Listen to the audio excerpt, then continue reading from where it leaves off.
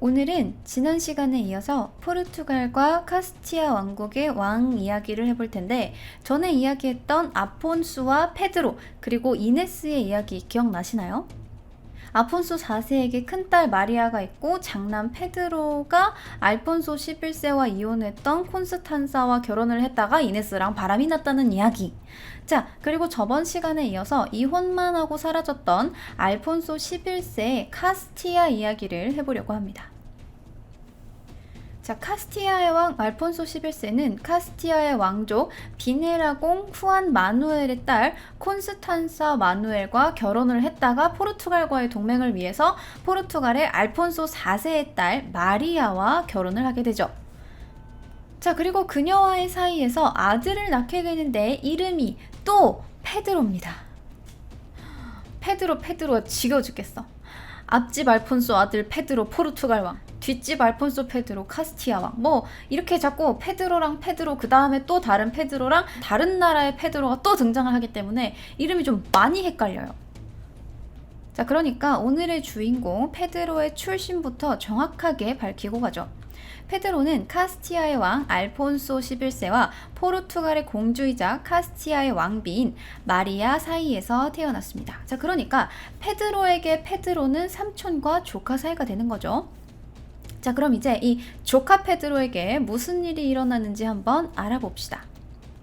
페드로는 알폰소 11세의 적자이긴 했으나 나중에 이 왕위를 노리고 반란을 일으키는 사람들 때문에 좀 고생을 하게 되는데, 그 이유가 바로 아버지 알폰소 11세가 어머니인 마리아와 결혼하기 직전에 만난 정부 레오노르 대 구스만 때문이었습니다. 이 레오노르는 아주 어렸을 때 결혼을 했지만 남편이 사망하는 바람에 10대의 과부가 된 아주 아름다운 여성이었고, 알폰소 11세는 그녀에게 푹 빠져들어서 아들인 페드로를 낳자마자 마리아를 버리고 레오노르와 따로 나가 살았을 정도이며, 이 알폰소와 레오노르 사이에서 10명의 자녀를 낳게 됩니다. 더군다나 이 구스만 가문은 알폰소 11세가 레오노르를 총애하자 이를 이용하여 가문의 힘을 키웠고, 페드로는 늘 정식 부인인 어머니보다 정부를 더 사랑하는 아버지를 보고 자랐던 거죠. 자, 그러다가 1350년 알폰소 11세가 흑사병으로 사망하고 페드로는 16살에 카스티아의 왕이 되지만 어린 나이에 왕이 되다 보니 어머니인 마리아 대 포르투갈이 총리 알부르케르케와 함께 섭정을 하기 시작합니다. 자, 그럼 권력을 잡은 그녀가 가장 먼저 한 일은 무엇일까요? 바로 남편의 정부였던 레오노르 대 구스만을 처리하는 일이었죠. 늘 레오노르를 감싸고 돌던 알폰소가 사라지고 마리아의 아들이 왕이 되었으니까 이제 막을 것도 없겠다. 마리아는 레오노르를 유배에 보냈다가 이후 암살자를 보내서 망치로 머리를 내리쳐 죽게 만듭니다. 자, 그리고 그 다음으로 처리할 게 또 있죠. 바로 레오노르의 아이들이었습니다. 알폰소가 사망한 지 얼마 지나지 않아 레오노르까지 사망하자 누구의 핏줄도 아니게 된 사생아가 되어버린 이 페드로의 배다른 형제들은 뿔뿔이 흩어졌으나 곧 페드로에게 우리는 왕위? 그런 거 관심 없어. 우리는 욕심도 안 내. 왕은 당연히 너지. 와, 진짜 대박. 페드로 왕 진짜 만세 만세. 아, 만세. 페드로 왕 만세. 롱 리브 더 킹. 와, 대박. 장수하세요. 이렇게 해주고 평화협정을 맺게 되지만 나중에 이들 중 몇몇이 기회만 보이면 반란을 일으켜서 페드로의 골칫거리가 됩니다. 하지만 이건 좀 나중의 일이고, 일단 페드로는 딱히 잘못한 건 없는 이복 형제들을 가까이 두면서 업무를 맡기는 등 더 이상 견제하지 않습니다. 그렇게 눈엣 가시였던 레오노르와 아이들을 처리한 마리아는 그 다음 급한 문제를 해결하는데, 그게 바로 페드로의 결혼이었습니다. 1335년 알폰소 11세는 페드로 왕자가 1살일 때 영국과의 동맹을 위해서 에드워드 3세의 딸인 이사벨라와 결혼을 약속했으나 너무 어렸을 때 했던 약속인지라 페드로가 7살이 되었을 때 이사벨라와의 약혼은 에드워드 3세의 또 다른 딸인 조안과의 정략 결혼으로 변경이 되었습니다. 자, 그리고 이제 슬슬 나이가 들어서 결혼할 나이가 되어서 결혼 준비를 해야 할 무렵인 1348년, 조안이 흑사병으로 사망하게 됩니다. 자, 그러자 에드워드 3세는 조안 대신 또 다른 공주와 그를 결혼시키고자 알폰소 11세에게 연락을 취했으나 알폰소는 정확한 답변을 주지 않습니다. 그냥 흐지부지 그럼요 결혼해야죠. 아이 그치 페드로가 나이도 됐고 결혼해야지 이러고 마는 거야. 왜냐하면 1337년부터 영국과 프랑스 사이에 벌어진 백년 전쟁 때문이었습니다. 프랑스와 영국으로 시작을 했으나 주위 다른 나라까지 끌어들여서 싸우는 상태였고, 때문에 당시 페드로 왕자가 어느 왕실의 여자와 결혼을 하느냐는 카스티아 왕국의 동맹국이 결정이 되는 것이었기 때문에 만약에 이때 영국이랑 손을 잘못 잡으면 프랑스에 밀려서 쪽박을 찰 수도 있는 상황이었기 때문에 아주 신중하게 고민을 하고 있었던 겁니다. 하지만 그러던 중 1350년 알폰소 11세가 갑자기 왕으로서는 최초로 흑사병에 걸려 죽고 만 거죠. 당연히 누구와 결혼할지는 결정하지 못한 상태였죠. 그래서 이 문제는 섭정이었던 마리아 왕비와 총리 알부르케르케가 매듭을 지어야 했고, 두 사람은 영국보다는 프랑스와의 동맹이 더 중요하다고 생각해서 페드로 왕을 프랑스 출신의 여자와 맺어주기로 합니다. 처음에는 프랑스의 필리프 6세와 결혼을 했다가 6개월 만에 과부가 된 프랑스의 왕비 블랑쉬 데브레를 선택했으나 페드로가 완강하게 거절을 했고, 그러자 프랑스에서는 또 다른 동명이인인 부르봉 왕가의 블랑쉬를 추천하게 됩니다. 그러니까 지금 블랑쉬랑 결혼하려고 했는데 싫다 그래가지고 또 다른 블랑쉬를 들이댄 거예요. 이름이 계속 똑같아요. 자, 그렇게 1352년 페드로 왕과 부르봉의 블랑쉬가 결혼하기로 하면서 스페인 카스티아 왕국과 프랑스의 동맹이 맺어지게 됩니다. 블랑쉬의 지참금과 카스티아 왕국이 100년 전쟁에서 프랑스를 도와주는 대가로 프랑스는 카스티아 왕국에 결혼 지참금 명목으로 돈을 주기로 했는데, 이 협상이 끝나고 7개월 뒤에 블랑쉬는 페드로 왕과 결혼하기 위해서 프랑스를 떠났고, 페드로의 이복 형제이자 산티아고 기사단장인 파드리케가 그녀를 파리에서 스페인까지 호송하는 임무를 맡게 됩니다. 그렇게 1353년 2월 그녀가 도착해서 결혼식이 진행이 되어야 되는데 한 가지 문제가 생겨요. 바로 그녀가 결혼 지참금을 가지고 왔어야 됐는데 가져오기로 했던 30만 플로린스 중 2만 5천 플로린스밖에 가져오지 않았던 거예요. 그러니까 프랑스에서 돈을 주지 않았던 거야. 게다가 당시 페드로 왕은 마리아 데 페디아라는 여자한테 푹 빠져서 아예 함께 살고 있었고, 그녀와의 사이에서 딸도 있었으니까 정말 마지못해 하는 결혼인데다 결혼 지참금까지 가져오지 않아서 결혼을 미루게 됩니다. 하지만 결혼을 무기한 연장할 순 없죠. 할 수 없이 6월 3일에 결혼식을 올리게 됩니다. 그러나 페드로는 끝까지 그녀가 마음에 들지 않았고, 결혼식을 올린 지 2일 만에 별거에 들어간 것도 모자라서 그녀를 100km 떨어진 한 성에다가 감금해버리기까지 합니다. 아니 근데 아무리 마음에 안 든다지만 프랑스랑 동맹을 맺기도 했고 지참금을 10%도 안 들고 오긴 했지만 그래도 결혼까지 했는데 너무한 거 아닙니까? 싶겠지만 그 이유에 대해서는 여러 가지 설이 돌아요. 근데 그 첫 번째는 정말 그녀가 결혼 지참금을 가져오지 않았기 때문이라는 설입니다. 프랑스에서 그녀를 정말 동맹에 있어서 중요한 인물이라고 생각했고 카스티아를 정말 동맹이라고 생각했으면 약속된 돈을 다 주지 않았겠냐. 그냥 정말 명목상 동맹이라고 영국을 견제하기 위해서 결혼만 시킨 거고 지참금을 다 주지 않겠다라는 그 심보에 페드로가 화가 나서 그녀를 감금시켰다라는 설이에요. 자, 그리고 두 번째는 그녀를 파리에서 데리고 오던 이복 형제인 파드리케가 카스티아로 오는 길에 페드로보다 더 먼저 그녀와 유전자 정보를 교환했다라는 설입니다. 자, 하지만 이것도 그럴 수도 있어요. 가능성은 있어. 근데 생각해보면 파드리케한테 딱히 그렇게 무슨 처벌을 내리지 않은 걸 봐서는 조금 가능성이 낮지 않을까 싶기도 해요. 자, 그리고 세 번째는 당시 섭정으로 큰 영향력을 미치고 있던 어머니 마리아와 총리 알부르케르케를 쳐내고 싶다는 페드로의 큰 그림설입니다. 블랑쉬와 결혼시킨 건 자신의 선택이 아니라 어머니와 총리의 뜻이었고, 이에 대차게 반항을 하면서 나는 더 이상 둘에게 휘둘리지 않겠어! 라는 페드로의 의지 표명이었을 수도 있다는 이야기죠.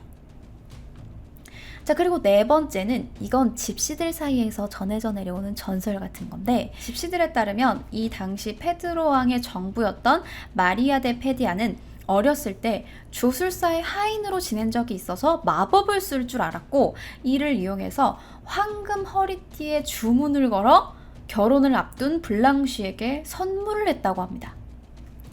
블랑쉬는 마리아가 남편 될 사람의 정부인 줄도 모르고 첫날 밤 그 허리띠를 딱 착용을 했는데, 페드로의 눈에는 그 황금 허리띠가 징그러운 뱀처럼 보였다는 거예요. 그래서 첫날 밤에 뱀을 두르고 온 그 여자 때문에 깜짝 놀랐던 거야. 그래서 기겁한 페드로가 그녀를 감금시켰다라는 이야기가 또 있어요. 자, 정확한 이유는 알 수 없으나 어쨌든 페드로 왕은 그녀를 감금시켰고 1년도 채 되지 않아 그는 블랑쉬와의 결혼이 무효라면서 후아나 데 카스트로와 정력 결혼을 해서 아들 후안을 낳긴 했는데, 그녀랑도 고작 며칠 함께 했을 뿐이고, 그녀가 아들을 낳자마자 블랑쉬와 마찬가지로 토로 지방에 있는 성에다가 감금시켜버립니다. 아내를 감금시키는 게 취미인가 봐요. 자, 그리고 블랑쉬는 그렇게 감시가 소홀해진 틈을 타서 다른 사람들에게 도움을 요청합니다. 자신이 여기에 갇혀있다고, 도와달라고. 그러자 블랑쉬의 처지가 사람들에게 알려지면서 여론은 페드로 왕이 너무하다라는 쪽으로 흘러갔고, 대중은 정식 왕비를 이틀 만에 버리고 정부를 선택한 왕의 행동을 비판합니다.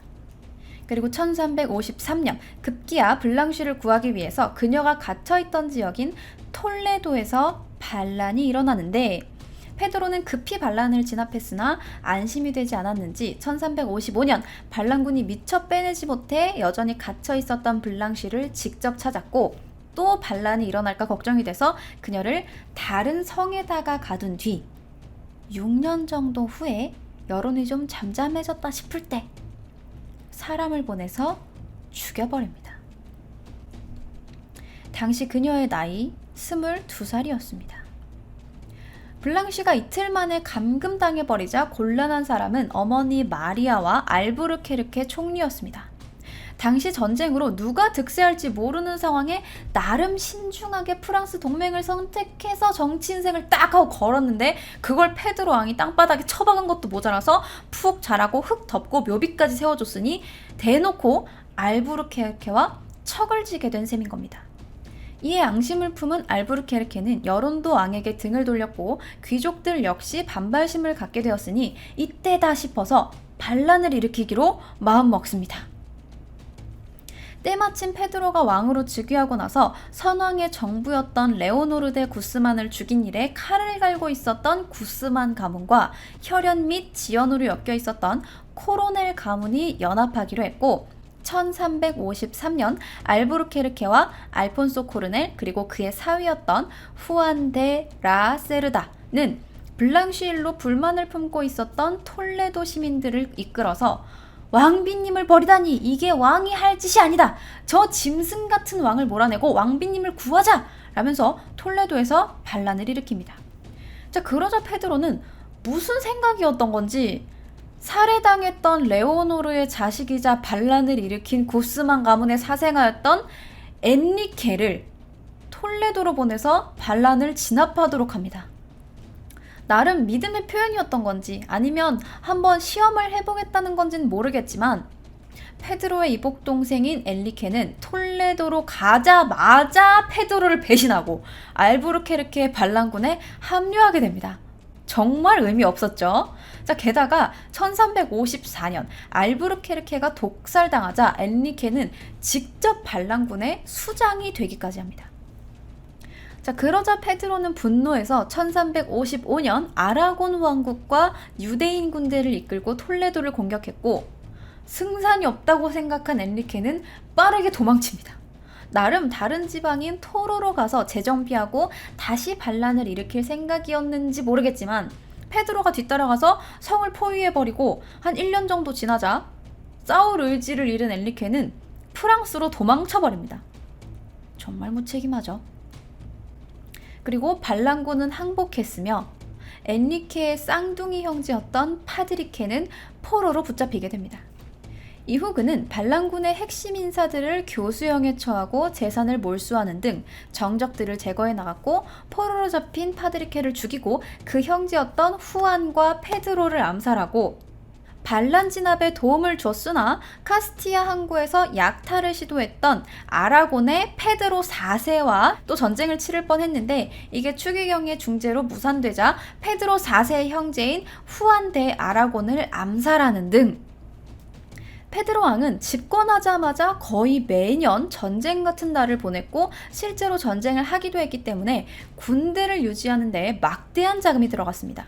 자, 그러자 페드로는 돈이 부족하니까 돈을 어떻게 모을까 궁리를 하다가 대성당에 묻혀 있었던 알폰소 10세, 페르난도 3세, 그리고 그의 왕비이자 알폰소 10세의 어머니였던 베아트리스 대 수아비아의 무덤에서 보석들을 꺼내서 팔아버리고 전쟁 자금을 마련합니다.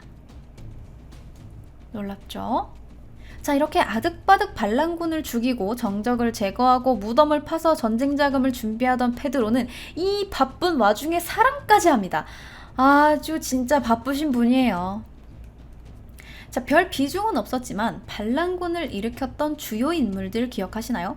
총리 알부르케르케, 알폰소 코로넬, 그리고 그의 사위였던 후안. 페드로는 이들을 모두 다 죽이고 알폰소 코로넬의 딸과 연문을 뿌립니다. 알폰소 코로넬의 둘째 딸이었던 알돈사 코로넬은 아버지가 죽고 남편이 도망치면서 혼자 버려졌고 페드로는 그녀를 데려가서 자신의 정보로 삼게 됩니다. 그런데 이 알돈사의 질투가 어마어마해서 원래 있었던 마리아와 매일매일 신경전을 벌였고 이에 피곤해진 페드로는 알돈사를 내칩니다. 그래서 역시 정부는 마리아뿐인가 싶었던 그때 그의 눈에 또 다른 여자가 들어왔으니 그녀는 바로 알돈사의 언니였던 마리아 코로넬입니다. 어머니 마리아도 있고 마법을 쓰는 정부 마리아도 있었지만 이번 마리아는 뭔가가 또 달랐나 봅니다. 그녀는 반란을 주도했던 알폰소의 딸이자 후안의 아내였기 때문에 그들이 반란죄로 처형당하자 엄청난 충격에 빠졌는데 이때 아버지와 남편을 죽인 범인이 너무 아무렇지 않게 자기한테 추근댔던 거죠. 마리아 심정이 어땠을까요? 참담했겠죠. 당연히 페드로의 사랑을 받아주지 않습니다.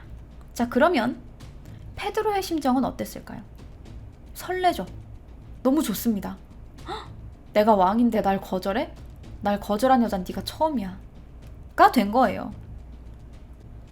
싫다는데 더 좋아하는 페드로를 보면서 마리아는 아버지의 집으로 도망치게 되는데 그 사실을 몰랐던 페드로는 마리아가 보고 싶으니까 그냥 무작정 마리아의 집에 쳐들어가게 됩니다. 근데 가보니까 마리아가 없죠.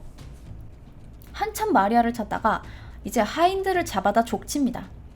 마리아가 있는 곳을 말하지 않으면 하나씩 죽여버리겠다 이러면서 하인들을 데려와서 목에다 칼을 대고 협박을 해요. 자, 그러자 겁에 질린 하인이 그녀가 아버지의 집으로 도망쳤다라고 사실대로 이야기합니다. 그러자 페드로는 이제 그녀의 아버지 집에 쳐들어가서 문을 부수고 마리아를 찾기 시작하는데 이를 보고 기겁한 마리아는 쪽문으로 도망쳐서 산타클라라 수도원으로 달아납니다. 산타클라라 수도원으로 달아나서 왕이 쫓아와 자신을 강제로 취하려 한다라면서 숨겨달라고 요청을 해요. 자, 그러자 수도사는 마리아를 정원 구덩이에다 숨겨뒀고 한동안 그녀를 찾다 실패한 페드로는 어쩔 수 없이 돌아가게 됩니다. 그 이후부터 수도원에서 생활을 하게 된 마리아는 한참이 지나도 페드로가 자신을 찾지 않자 이제 자신을 포기했다라고 생각을 합니다. 근데 생각해보면 마리아가 오히려 페드로의 사랑을 이용했으면 어땠을까 하는 생각도 듭니다. 페드로를 살살 꼬셔서 가문을 다시 일으켜 세운다든가 아니면 페드로 왕이 안심하고 있을 때 아버지와 남편의 복수를 한다던가 할 수도 있었을 것 같은데 정말 왕이 꼴도 보기 싫었나 봅니다. 어쨌든 마리아는 안심하고 수도원에서 생활을 하게 되는데 갑자기 어느 날 그녀가 방심한 틈을 탄 건지 우연이었던 건지 왕이 그녀 앞에 다시 나타나고 또다시 추격전이 시작됩니다. 마리아는 왕을 보고 기겁해서 도망치고 왕은 그냥 마리아를 쫓아가고 쫓아오는 왕을 도망쳐서 마리아는 또 도망치고 그렇게 쫓고 쫓기던 마리아와 왕은 수도원의 식당까지 들어서게 됩니다. 막다른 골목이었던 식당. 자, 마리아는 이제 도망치는 일에 지쳐서 그 자리에 멈춰 섰고 왕은 도망가기를 포기한 그녀를 이제 가질 수 있다라는 생각에 그녀를 진정시키면서 천천히 다가갑니다. 워 진정해. 어허 함부로 뭐 아무것도 안 해. 일단 나랑 같이 나가자고. 수도원에서 빠져나간 다음에 우리 천천히 한번 생각을 해보자. 자, 하지만 마리아는 사실 포기한 게 아니었습니다. 생각 중이었던 거죠. 왕이 자신을 이렇게까지 따라다니는 건 다 자기 외모 때문이니까 이 아름다운 얼굴만 없으면 페드로가 더 이상 자신을 귀찮게 굴지 않을 거라는 생각을 하게 됐던 겁니다. 자, 그리고 왕이 다가오자 마리아는 주저없이 바로 옆에서 펄펄 끓고 있던 기름을 자기 얼굴에다 부어버립니다. 순식간에 아름다웠던 얼굴이 녹아내렸고 기겁한 왕은 그녀를 두고 도망쳐버립니다. 다행히도 수도사들이 그녀를 빨리 발견해서 목숨을 구하긴 했지만 얼굴은 이미 다 망가졌고 그렇게 돌이킬 수 없게 되어서야 왕은 마리아에게 사과하면서 그녀가 원하는 건 뭐든 들어주겠다고 합니다. 그러자 마리아 코로넬은 이마헨 길 주변에 있는 자신 가문의 땅을 돌려달라고 부탁했고 그녀는 그 땅에 산타 이네스라는 수도원을 세워서 평생을 수도원장으로 살다가 죽게 됩니다. 그리고 그녀는 죽기 직전 수도원의 성가대석 밑에 묻어달라고 했는데 이후 시간이 흘러 보수공사를 위해서 그녀의 관을 꺼내서 열었는데 놀랍게도 그녀의 시신이 썩지 않은 상태로 보존이 되어 있었고 수도사들은 이를 매우 성스럽게 여겨서 그녀의 시신을 유리관에 넣고 매년 12월 2일마다 일반인들에게 공개한다고 합니다. 자, 이렇게 한 사람의 인생을 망칠 정도로 한 번 빠지면 답이 없었던 금사빠 페드로였지만 사실 그의 인생에서 가장 사랑했던 여인은 마리아 데 페디아가 아니었나 싶어요. 그녀는 고아원에서 자라다가 나중에 주술사의 하인으로 들어갔으며 나이가 들어서는 아주 뛰어난 미모를 자랑하면서 궁중에서 춤을 추기도 했다는데 그 모습이 너무 아름다워서 귀족들 사이에서 유명했다고 합니다. 그리고 페드로 역시 한눈에 그녀에게 반해버렸고 블랑쉬와 결혼할 즈음에는 딸을 출산하기도 했고 그녀와의 사이에서 총 3명의 딸과 1명의 아들을 두는 등 페드로의 사랑을 한 몸에 받았었죠. 자, 그런데 이렇게까지 마리아를 사랑하는 페드로에게는 한 가지 나쁜 취미가 있었으니 그건 바로 마리아를 너무 자랑하고 싶어 한다는 거예요. 마리아 데 페디아의 아름다운 몸매를 신하들에게 자랑하는 걸 즐겼습니다. 어떻게? 그녀가 목욕탕에서 목욕을 할 때면 페드로 왕은 신하를 다 우르르 데리고 목욕탕에 가서 자, 보시오. 저 여인이 바로 나의 마리아이요. 이러면서 몸매를 막 보라고 시키는 거예요. 목욕탕에 가서 그녀가 목욕하는 모습을 보라고 신하들한테 권하면서 아주 신나했고 어느 날은 신하들에게 마리아가 목욕한 물을 마시라고 시킵니다. 오 세상에. 오 더러워. 자, 안이 꼽고 더럽고 치사하고 메스꺼웠지만 왕이 두려웠던 신하들은 그 목욕물을 다 마십니다.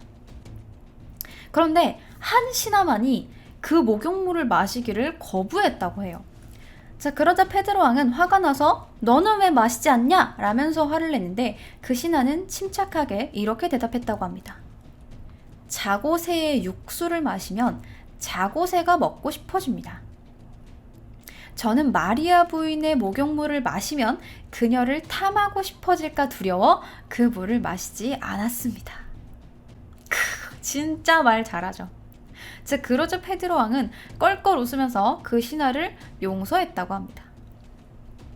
자, 이후 그녀는 1361년 7월 패스트에 걸려서 사망했고, 흑사병에 걸려서 사망했고, 그녀를 잃은 왕은 그제서야 자신에게 사랑은 마리아뿐이었다며 그녀만이 유일한 부인이었다고 선언하고 톨레도의 주교에게 그녀를 제외한 모든 여인과 결혼했던 호적을 삭제해달라고 요청합니다.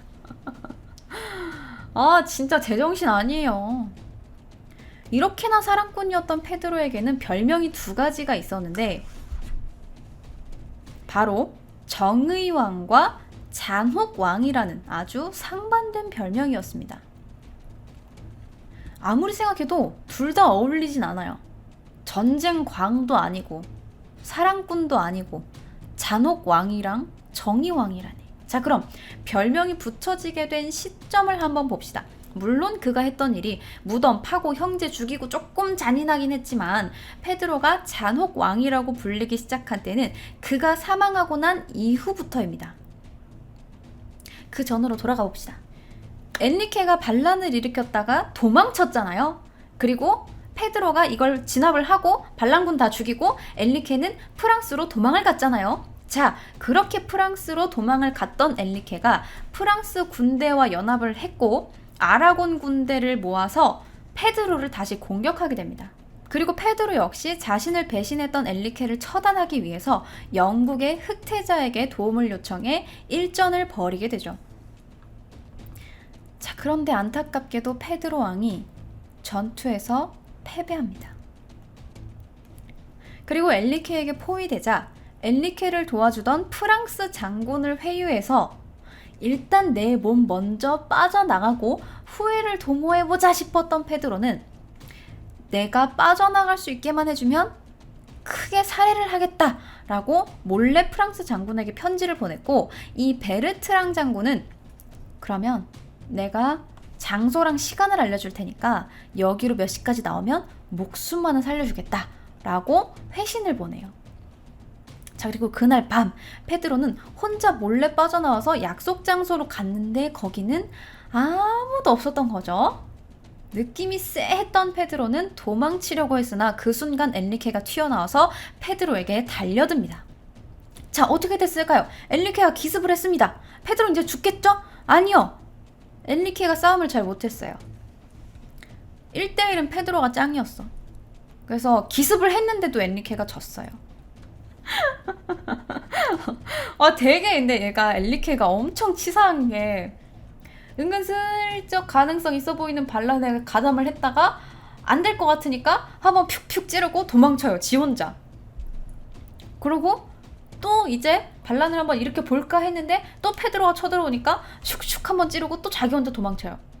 그리고 또 프랑스로 도망가서 프랑스랑 아라곤이랑 동맹을 맺어가지고 군대 다 모아와서 이겼는데 또 기습 슉슉 하다가 또 졌어.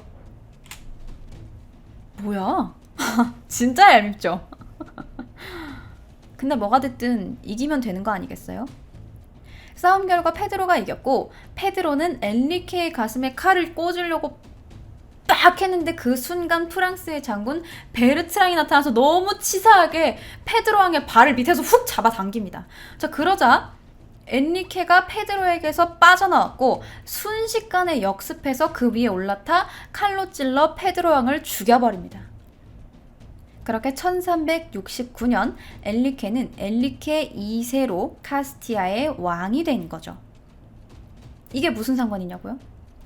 이렇게 귀족들의 지지를 받았으나 프랑스의 손을 빌려서 정당한 왕을 죽이는 반란을 일으켜서 왕위를 찬탈했던 엔리케는 페드로가 잔인하고 능력 없는 사람이었다고 언플을 때렸어야 됐던 거예요.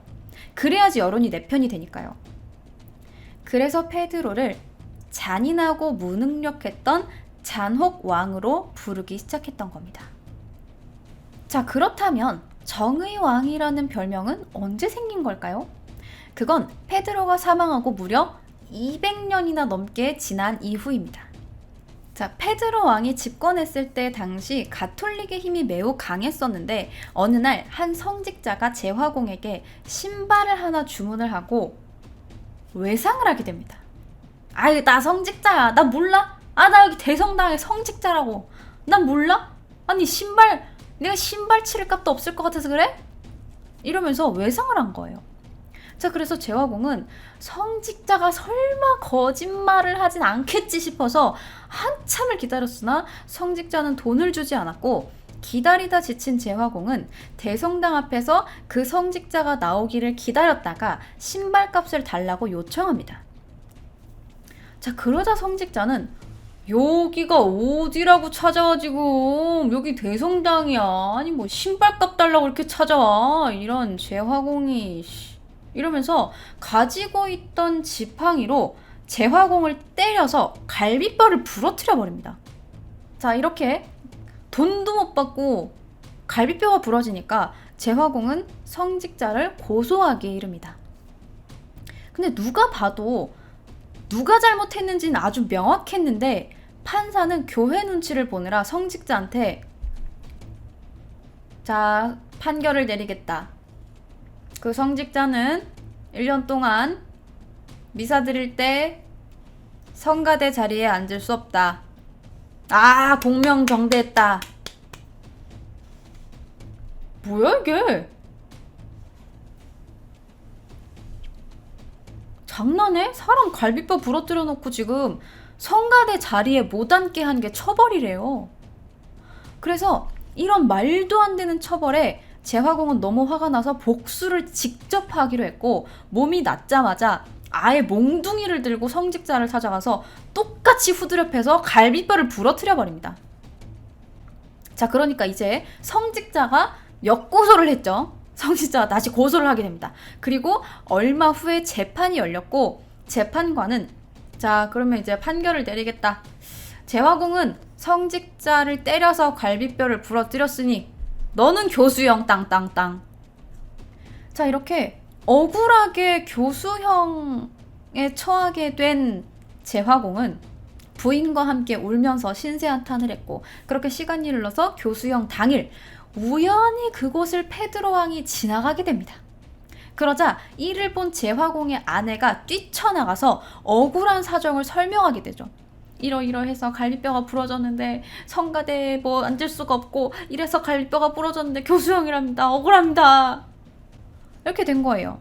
자, 그러자 페드로는 일단 그 교수형부터 취소해봐 하면서 교수형을 취소하고, 성직자와 마찬가지로 제화공에게 그가 일하던 작업장에서 원래 쓰던 자리에 앉지 못하게 하며 그 자리가 아닌 다른 모든 의자에 앉을 수 있다라는 처벌을 내리게 됩니다. 그래서 역사학자들은 이러한 일화를 예로 들어 페드로 왕을 정의왕이다 라고 칭했고, 실제로 페드로는 왕권을 강화하고 상공업의 발전을 통해서 서민들이 잘 살 수 있도록 상당히 노력을 했었다고 합니다. 자, 이렇게 오늘 사랑꾼이자 잔혹왕 혹은 정의왕이라 불리는 카스티아의 페드로 왕 이야기는 여기까지 하도록 하겠습니다.